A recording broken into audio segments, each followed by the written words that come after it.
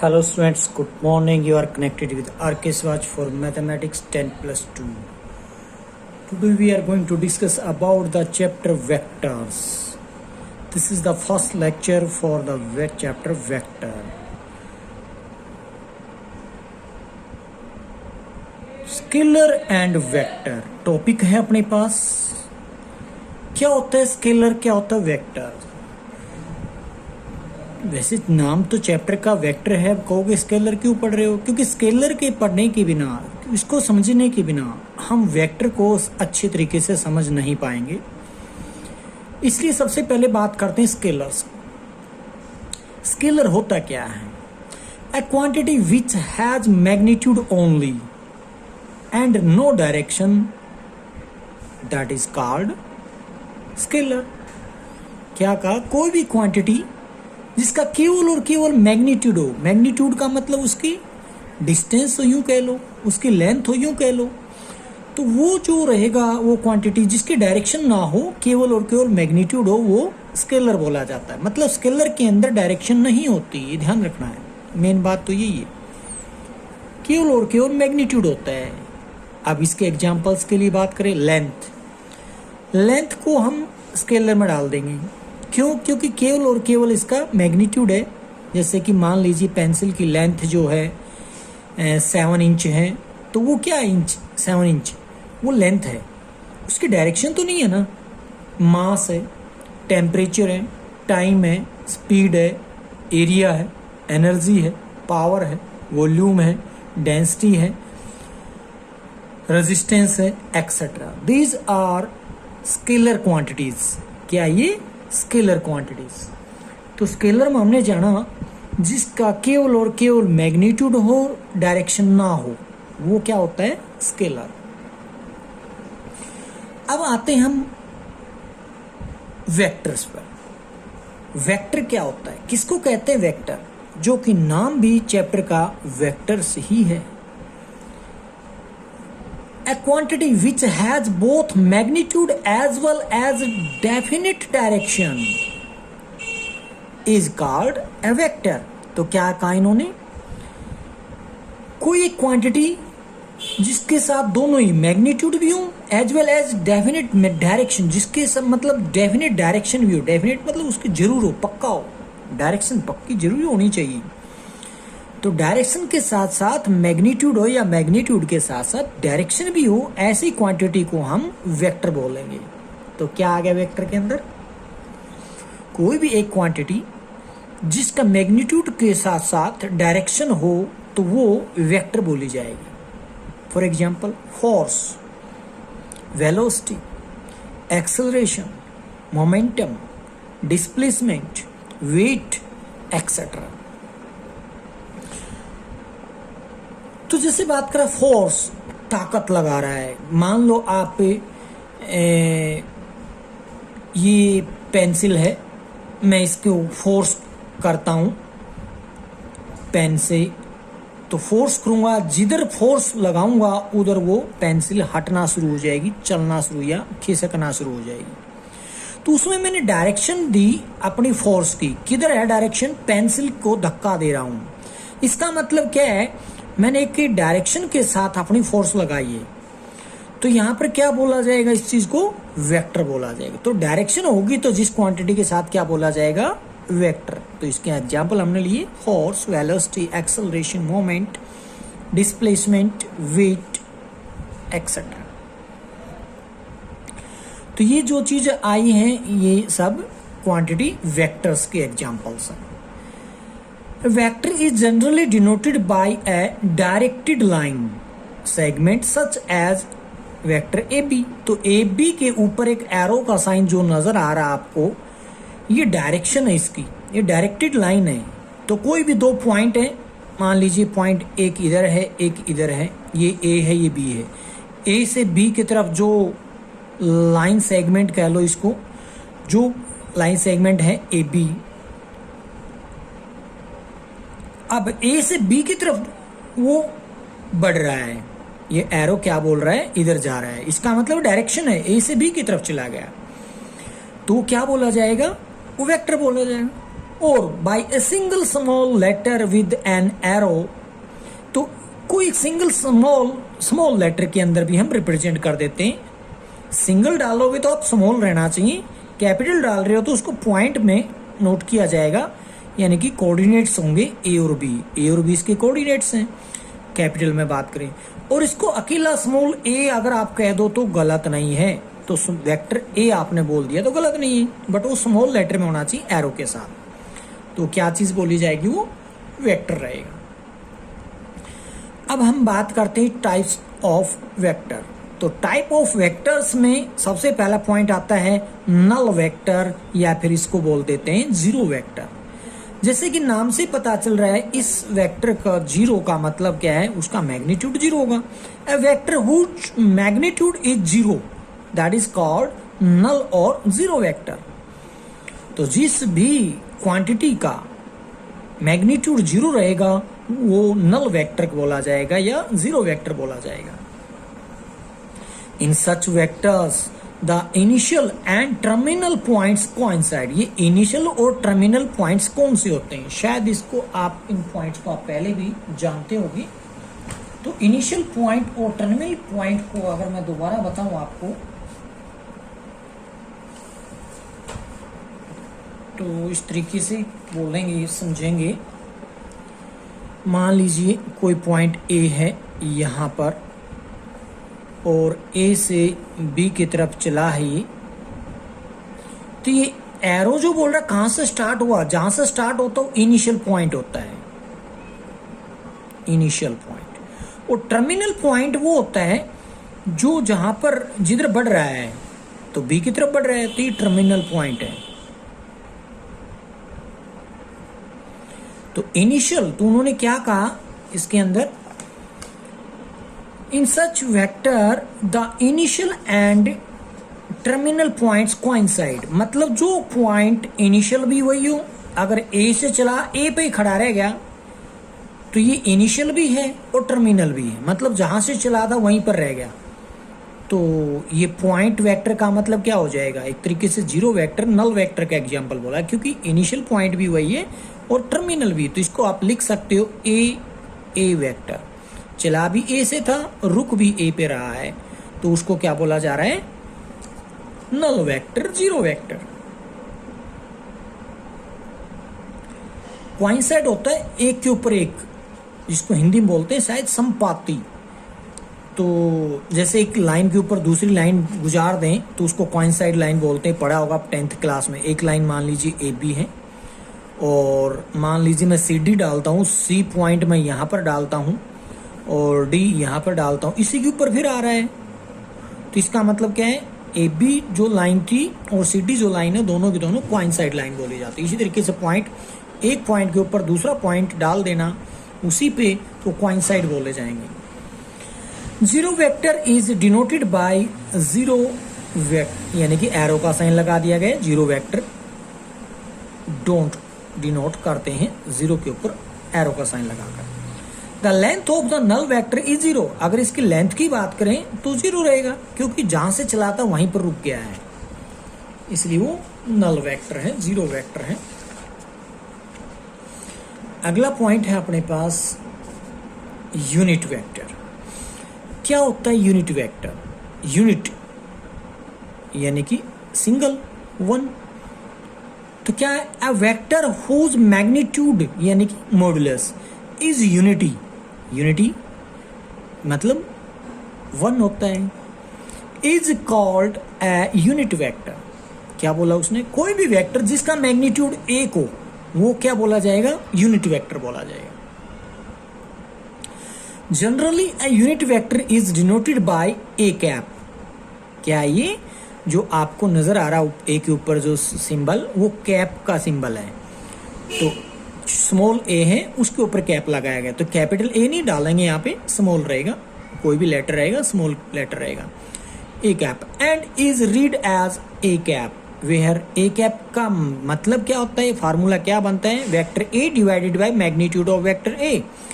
Obviously हम जानते हैं कि मैग्नीट्यूड ऑफ वेक्टर यानी कि a cap is equal to 1। क्यों, क्योंकि यूनिट वेक्टर के अंदर, यूनिट वेक्टर ये था, अगर मैं इसका मैग्नीट्यूड बनाऊं, यानी कि इसका मैग्नीट्यूड निकालूं तो क्या रहेगा, 1 रहना चाहिए, क्योंकि यूनिट यानी कि 1 यूनिट वेक्टर, जैसे नाम से ही इसका मैग्नीट्यूड 1 रहेगा, तो हमने ये लिखा। अब आता है इक्वल वेक्टर। इक्वल बराबर, कौन से वेक्टर होंगे equal? 2 vectors are said to be equal if they have, तो 2 वेक्टर इक्वल बोले जाएंगे जबकि ये 3 बातें होना जरूरी उन दोनों के बीच में। क्या? सबसे पहले द सेम लेंथ, यानी कि दोनों का मैग्नीट्यूड बराबर रहना चाहिए, उनकी लेंथ बराबर रहनी चाहिए, 2 वेक्टर हैं। द सेम और पैरेलल स्पोर्ट्स, सेम स्पोर्ट्स या फिर पैरेलल स्पोर्ट्स का मतलब क्या है, दोनों पैरेलल होने चाहिए। 2 वेक्टर हैं, ये मान लीजिए इस तरीके से मैं इसको रखूं, ए बी एक है, फिर नीचे वाला मान लीजिए आप सी डी नाम दे रहे हो।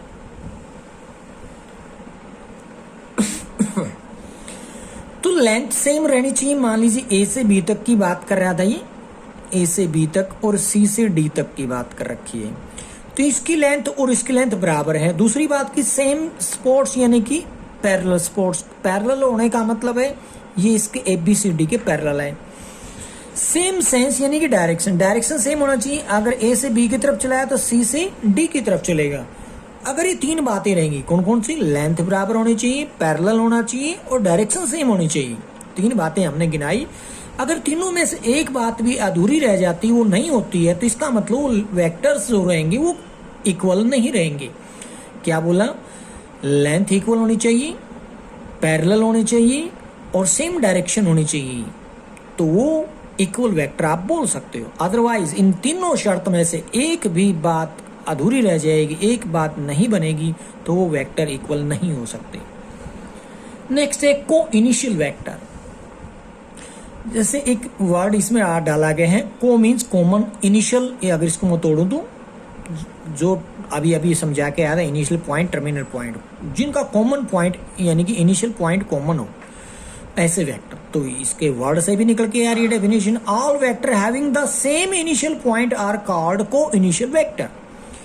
तो को कॉमन, इनिशियल यानी कि जहां से स्टार्टिंग पॉइंट होता है वो, तो जिनका जो वेक्टर जिनका सेम इनिशियल पॉइंट हो वो को इनिशियल वेक्टर बोलेंगे। सेम इनिशियल पॉइंट होने का मतलब जहां से मान लीजिए यहां से चला है, इधर जा रहा है एक वेक्टर, एक इधर जा रहा है, एक इधर आ रहा है, तो इन दोनों मान लीजिए ओ से स्टार्ट है, ए पर गया, बी पे गया, सी पे गया, तो A B O B sorry O A O B O C, ये जितने भी वेक्टर अगर मैं गिनाऊंगा वो सारे क्या बोले जाएंगे?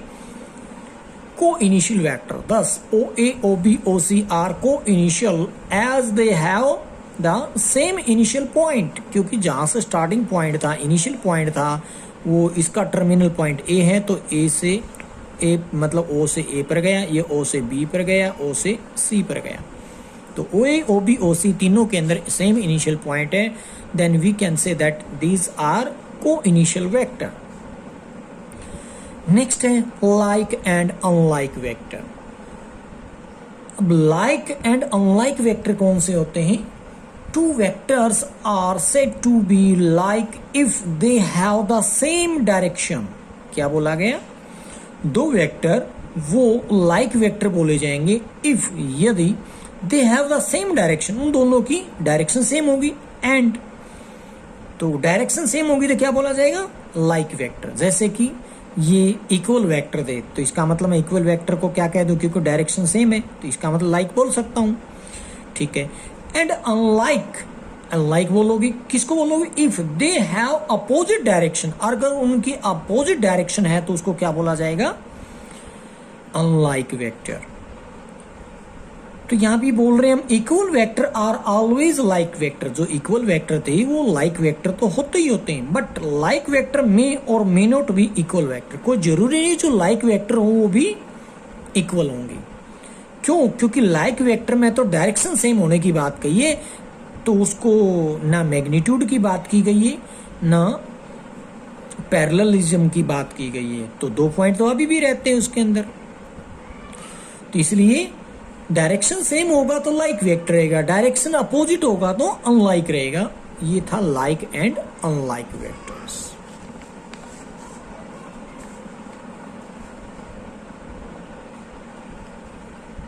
आगे है collinear vectors. Collinear. Two or more vectors are said to be collinear vector if they are parallel to the same straight line. क्या कहा गया? कोई दो या दो से ज्यादा वेक्टर कोलिनियर वेक्टर कहे जाएंगे यदि वो किसी एक सेम स्ट्रेट लाइन के साथ पैरेलल हो। अब इसका एग्जांपल अगर मैं दूं तो मान लीजिए तीन पोल खड़े हैं इस तरीके से,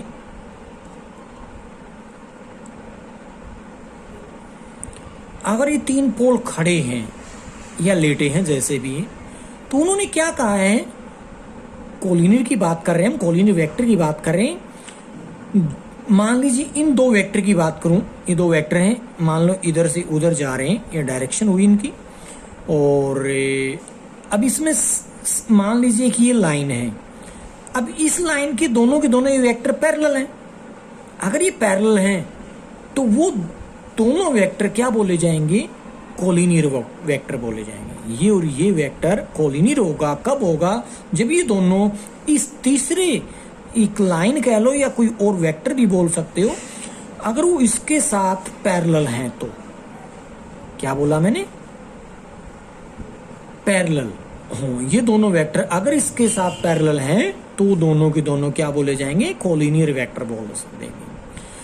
आगे का irrespective of their magnitude and direction, तो मतलब इन्होंने क्या कहा, उनके मैग्नीट्यूड और डायरेक्शन में कोई मतलब नहीं बनता, कोई मतलब उसमें जरूरी नहीं है, हो सकते हैं वो बात अलग है, बट वो जरूरी नहीं है। मान लीजिए एक की डायरेक्शन इधर से उधर है, एक की डायरेक्शन इधर से इधर आ रही है, तो अब डायरेक्शन तो अपोजिट हो जाती है। बट अगर मैं कह दूं कि पैरेलल हैं, ये दोनों इस बीच वाले के पैरेलल हैं, तो अब मैं कहूंगा कोलिनियर वेक्टर हैं, बट डायरेक्शन अपोजिट हो जाती है, तो कोई फर्क नहीं पड़ता, वही कहते हैं। मैग्नीट्यूड भी अलग अलग आपको नजर आ रहा होगा, इसकी लेंथ छोटी है, इसकी बड़ी है, तो इसका मतलब क्या है, मैग्नीट्यूड डिफरेंट है, मैग्नीट्यूड भी डिफरेंट है, डायरेक्शन भी डिफरेंट है, कोई फर्क नहीं पड़ता। बट एक चीज का होना जरूरी है, वो कौन सी चीज है, वो है पैरेललिज्म वाली। मतलब जब दो वेक्टर पैरेलल होंगे किसी तीसरे लाइन के साथ,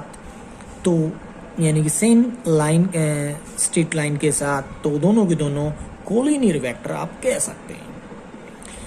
इन अदर वर्ड्स, क्या कहते दूसरे शब्दों में, वर्ड क्या कहते हैं वर्ड्स, तो कहता है vectors which have the same line of sports, same line of sports. मतलब बात वही पढ़ के आए थे हम, इक्वल वेक्टर में भी पढ़ के आए थे डेफिनेशन की। जो vector same line of sports रखते होंगे, लाइन ऑफ स्पोर्ट्स का मतलब स्पोर्ट, SUPPORT, सेम स्पोर्ट मतलब बोलते थे हम। सेम स्पोर्ट में अगर आपको दिखाऊं तो मैं इक्वल वेक्टर की बात करके आया था, ये अभी दिखाता हूं, ये रहा सेम स्पॉट। सेम स्पॉट का मतलब क्या होता है, पैरेलल होता है, बात वही है। तो वही अब बोल रहे हैं, पैरेलल होने का मतलब सेम ऑफ स्पॉट की बात कर रहे हैं। तो बोला इन अदर वर्ड्स, क्या बोल रहे हैं, vector which have the same line of spot are called collinear vectors. Thus 3 points A, B, C are collinear if, 3 points collinear होंगे यदि, कैसे होंगे, जब vector AB is equal to vector BC के साथ कोई भी आप मल्टीपल रख सकते हो। मतलब वो डबल हो सकता है, हाफ हो सकता है। क्या, अगर BC का हाफ AB के बराबर आ जाता है वेक्टर के, तो मैं बोल दूंगा वो कोलिनियर वेक्टर है। और BC का डबल अगर मैं AB वेक्टर के इक्वल बोल दूं, तब भी वो कोलिनियर वेक्टर है। मतलब कोई भी रेशियो, कहने का मतलब इन दोनों का रेशियो कोई भी हो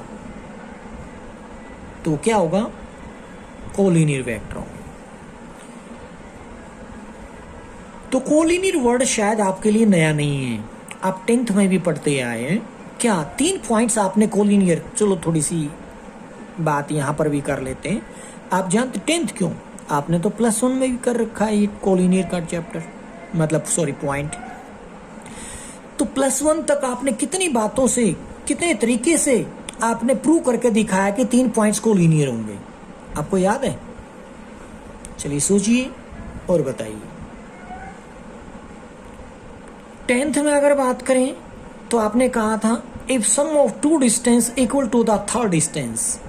अब ये 3 डिस्टेंस का मतलब पॉइंट तो 3 है, ए बी रहेगा डिस्टेंस, बी सी रहेगा और ए सी रहेगा, 3 डिस्टेंस। वो ए कहाँ पे है, बीच में है, स्टार्टिंग में है, लास्ट में, हमें इसका कोई मतलब नहीं है, हमने तो लेंथ बात की है, A B B C A C. Sum of the 2 distance equal to the third distance, then we can say points are collinear. आपने 10th क्लास में किया था। 10th और 11th दोनों में किया था। If area of triangle constructed by 3 points is 0, then 3 points are collinear. यानी कि 3 पॉइंट्स हैं, अगर तीनों पॉइंट से आप कोई ट्रायंगल बनाने की कोशिश करते हो या किसी ट्रायंगल के पॉइंट्स ऐसे हैं उसमें आप उसका एरिया निकालो, 0 निकलता है, इसका मतलब ट्रायंगल है ही नहीं। तो इसका मतलब क्या हो जाता है, सेम यानी कि एक स्ट्रेट लाइन पे लाई करते हैं तीनों पॉइंट्स, वो भी बात आ जाती है। एक तीसरी बात शायद आप सीख के आए थे, अगर तीनों पॉइंट्स के साथ हम बात करें, 2 लेंथ निकाल लें, यहाँ से डिस्टेंस उठा लें, मान लीजिए ए बी ले लेते हैं और ए सी भी ले सकते हैं ए बी के बाद, या फिर ए बी और बी सी ले लें, कोई भी 2 ले लें। मान लीजिए ए बी और बी सी ले लिया आपने, बी इनका कॉमन पॉइंट है। अगर वहां पर आपने दिखाया कि slope of A B is equal to the slope of B C, then given 3 points are collinear. ये भी आपने किया है। आज आप क्या कर रहे हो, आज भी वही है कोलिनियर वर्ड, बट एक काम हमने क्या किया है, कोई 2 वेक्टर, आज वेक्टर की बात चली है, कोई मतलब 2 वेक्टर्स हैं, हमने वहां से निकाले, ए बी निकाला, बी सी, यानी कि कॉमन पॉइंट होना वहां पर भी जरूरी है। बात इसी की कर रहा हूं मैं, एक पॉइंट का कॉमन होना वहां पर जरूरी है। जैसे मैंने अभी स्लोप की बात की थी, ए बी और बी सी की बात की है, तो उनमें बी कॉमन पॉइंट था ना, तो इसका मतलब ये हो जाता है कि A B vector is equal to M time of B C vector. अगर ऐसा है तो तीनों पॉइंट्स क्या होंगे, कोलिनियर होंगे। ये आपके आगे क्वेश्चन आने वाले हैं, आपसे सोल्व कराएगा या प्रूव कराएगा, prove that vector A B is equal to M time 3 points are collinear. ये पूछेगा आपसे, तो आपको इसी तरीके से उसको जवाब देना है कि वेक्टर ए बी है वो बी सी का इतने टाइम है। भाई वो हाफ हो सकता है, डबल हो सकता है, ट्रिपल हो सकता है, 1/3 हो सकता है, 1/10 हो सकता है, जो मर्जी हो। चलिए next, coplanar vector. Coplanar vector कौन से होंगे? Vectors are said to be coplanar when they lie in a same plane और are parallel to the same plane. क्या मतलब, शायद समझ नहीं आया होगा। वेक्टर्स कोप्लानर बोले जाएंगे कब? अगर वो वेक्टर्स 2 हैं या 3 हैं, लाई इन द सेम प्लेन, वो एक ही प्लेन में लाई करते हैं। सेम का मतलब एक ही प्लेन में लाई करते हैं, या फिर वो कहते हैं parallel to the same plane, किसी सेम प्लेन के साथ वो पैरेलल हैं, तो वेक्टर क्या बोले जाएंगे? कोप्लानर। शायद अभी भी समझ नहीं आया, क्योंकि अब वर्ड आ चुका है एक प्लेन। प्लेन का मतलब क्या है? मान लीजिए पेपर है, ये एक प्लेन है। प्लेन का मतलब उड़ने वाला प्लेन नहीं है, समतल। जैसे कि सरफेस होता है, फ्लोर होता है, वो भी एक सरफेस होता है, मतलब एक तरीके से यूं कह लो प्लेन होता है। बोर्ड है, वो भी एक प्लेन है। तो जैसे ये पेपर है, ये एक प्लेन है। इस पेपर पर 3 पॉइंट हैं। मान लीजिए एक पॉइंट है, दूसरा पॉइंट है, तीसरा पॉइंट है। ये कोप्लानर बोले जाएंगे। कब बोले जाएंगे? जो वो एक ही प्लेन में। तो इसका मतलब ये तीनों पॉइंट्स अगर इस प्लेन पर मैं डाल देता हूं ए बी सी, वो तीनों कोप्लानर क्यों है? क्योंकि सेम प्लेन में लाई कर रहे हैं, इसलिए। दूसरी उसने बात बताई है, अगर वो parallel to the same plane है, कोई 2 वेक्टर, अगर मैं बात करूं एक वेक्टर ये है और एक वेक्टर ये है, 2 वेक्टर हैं, अलग अलग हो सकते हैं, उनका कॉमन पॉइंट एक भी हो सकता है, मतलब दोनों का एक कॉमन पॉइंट भी हो सकता है, तो मान लीजिए ए बी और बी सी की बात करूं, वरना ए बी और सी डी भी आप यहाँ पे बोल सकते हो। अगर वो सेम प्लेन के साथ पैरेलल, अब कहोगे सेम प्लेन के साथ पैरेलल कैसे बोलोगे? अब सोच कीजिए, मैंने दो वेक्टर लिए यहाँ पे, एक का नाम मैं ए बी रख देता हूँ, दूसरे का सी डी रख देता हूँ।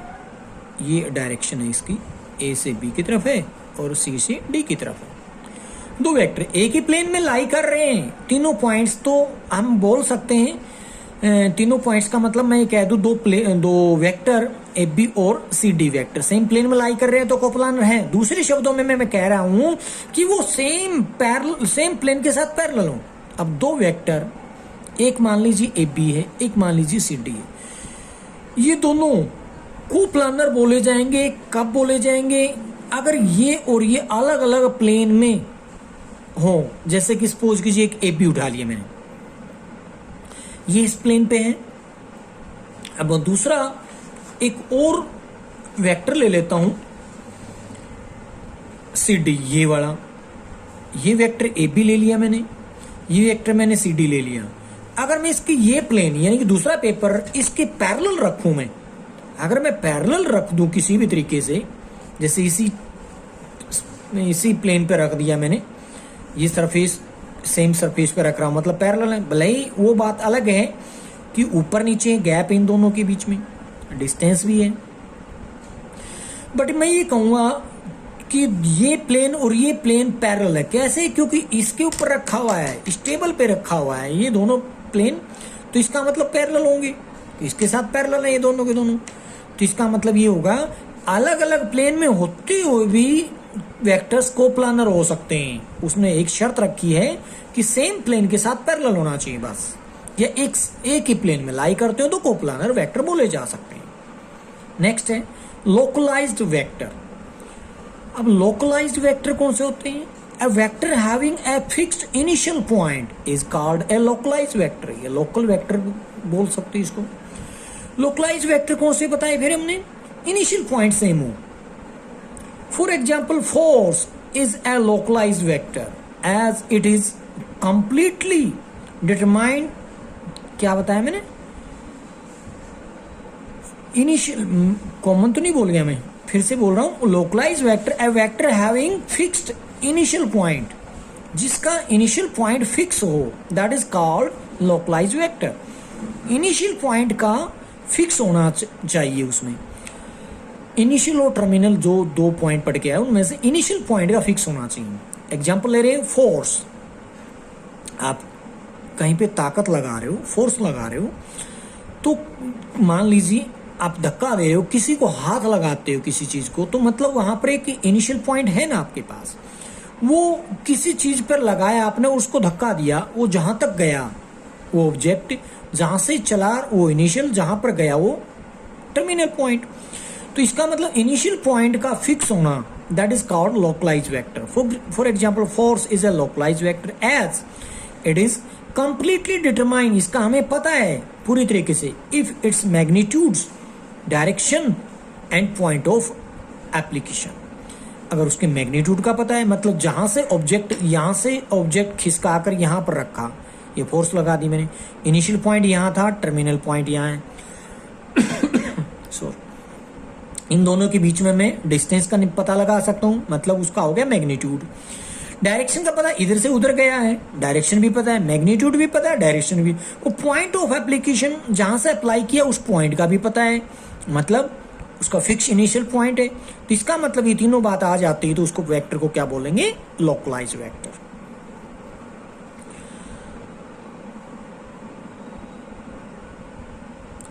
And point of application are all known. तो पॉइंट ऑफ एप्लीकेशन सभी हमें पता था, मैग्नीट्यूड, डायरेक्शन के साथ साथ, तो इसका मतलब क्या हो गया? वो लोकलाइज्ड वेक्टर। आगे है free vector. Vector whose initial points are not fixed. क्या कहा? वो वेक्टर जिसका इनिशियल पॉइंट फिक्स नहीं है। अभी तक तो हमने लोकलाइज्ड वेक्टर में बात की, इनिशियल पॉइंट फिक्स है।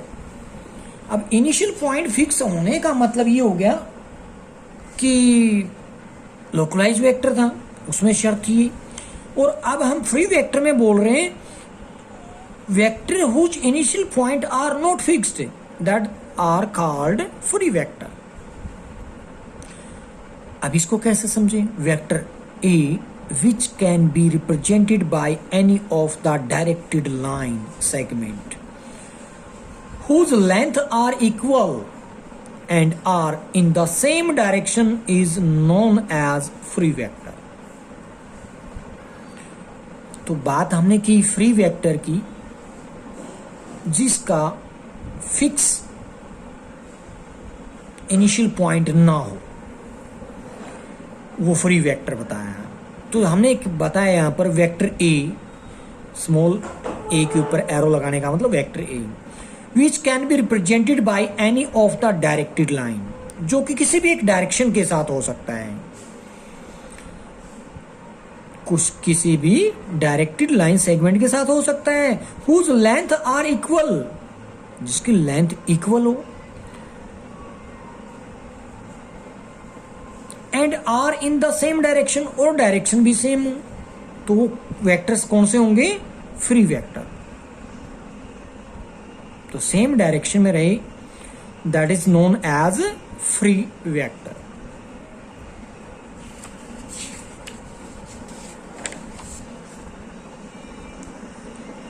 बात करते हैं नेगेटिव ऑफ ए वेक्टर। किसी वेक्टर का नेगेटिव, तो नेगेटिव वर्ड से ही समझ गए होगे।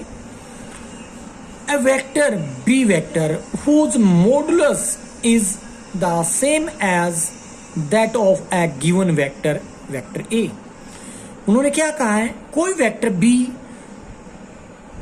जिसका मैग्नीट्यूड करें, जिसकी लेंथ का पता हो, जिसके magnitude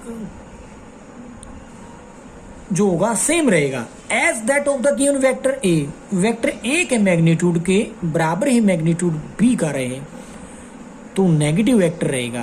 but whose direction is opposite to that of vector A, but जो बी की जो डायरेक्शन रहेगी वो वेक्टर बी वेक्टर की जो डायरेक्शन रहेगी वो वेक्टर ए के डायरेक्शन के अपोजिट रहनी चाहिए। That is called the negative of vector A and is written as negative का साइन लगाकर वेक्टर ए के सामने लगा दो। इसका मतलब ये हो जाएगा B vector is equal to negative of vector A। क्या रह जाएगा? वेक्टर B जो है वो वेक्टर A के नेगेटिव के इक्वल है। अगर इनका मैग्नीट्यूड निकाले, क्योंकि आप जानते हैं डायरेक्शन कभी नेगेटिव नहीं होती, सॉरी डायरेक्शन की बात नहीं, वो मैग्नीट्यूड कभी डायरेक्शन भी नेगेटिव नहीं होती, बट मैग्नीट्यूड बोलूंगा मैं यहाँ पे, मैग्नीट्यूड कभी भी नेगेटिव नहीं होता है, क्योंकि लेंथ हमेशा पॉजिटिव में मापी जाती, कभी भी नेगेटिव लेंथ नहीं होती है। इसका मतलब ये हो जाता है कि उनका सेम रहेगा मैग्नीट्यूड बट डायरेक्शन अपोजिट रहेगी, तो इस करके हम बोल सकते हैं वो उसका नेगेटिव रहेगा। तो पोजीशन वेक्टर लास्ट है। अब ये पोजीशन वेक्टर कौन से होते हैं? Let O be a fix point, O मान लीजिए origin, that is fix point, and A be any other point. Capital A से नोट कर रहे हैं हम, स्मॉल ए से नहीं करते कभी भी। कोऑर्डिनेट्स को, किसी पॉइंट को कैपिटल लेटर से डिनोट करते हैं। A be any other point, तो ओ से ए की बात कर रहे हैं। Then the vector O A, vector O A is called a position vector of point A. तो पॉइंट ए का पोजिशन वेक्टर क्या होगा? Vector O A. ओ से चला, इनिशियल पॉइंट ओ है, टर्मिनल पॉइंट ए है, तो ओ से ए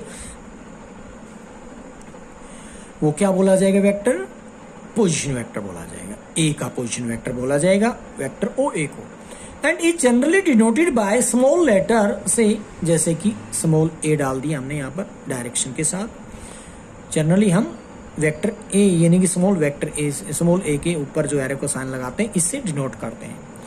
ए vector A is said to be the position vector of point A. Vector A जो बोला जाएगा वो position vector of point A का बोला जाएगा with respect to a fix point O, जो कि एक फिक्स पॉइंट ओ के साथ, ओ के रिस्पेक्ट में ये पोजीशन वेक्टर बना है। आज के लिए इतना ही। Thank you.